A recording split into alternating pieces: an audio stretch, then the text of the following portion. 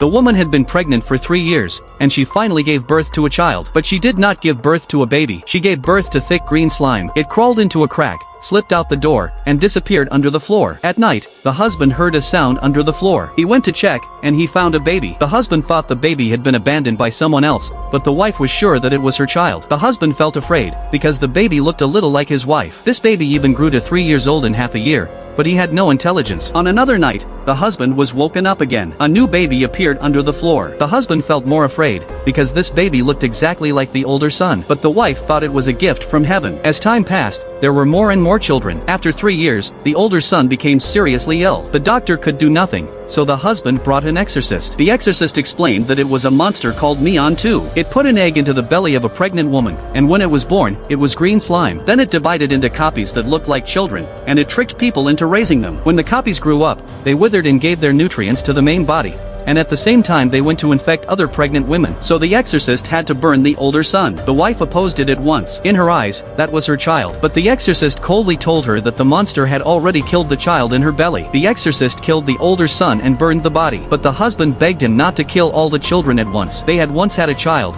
but the child had died in an accident. Since then, the wife had an obsession with children. The exorcist agreed. But not long after, the husband begged the exorcist to come again. The children saw his arrival and tempted the wife to stab the exorcist. Luckily, the exorcist was only wounded. The husband explained that during this time, the children had all gained intelligence. If one child learned something, all the other children learned it too. They even showed feelings like normal children. When the second son also became seriously ill, the husband planned to kill him, but he actually learned how to beg for mercy. 殺さないで、助けて、まだ生きたい。 That shocked the exorcist, but he still had to burn the second son. As he acted, the child kept begging for mercy, but the exorcist was very cold. When they saw this, the other children set the house on fire. But the wife still wanted to save her children, but the children disappeared in front of her eyes. After the fire ended, the exorcist found something. The monster went into sleep when it faced danger, and it would wake many years later. The exorcist let the woman keep it for now, so she would have the courage to go on living. After the exorcist left, the sound of a child came from his arms. What he gave the woman was only a stone. The real monster was locked inside a bottle.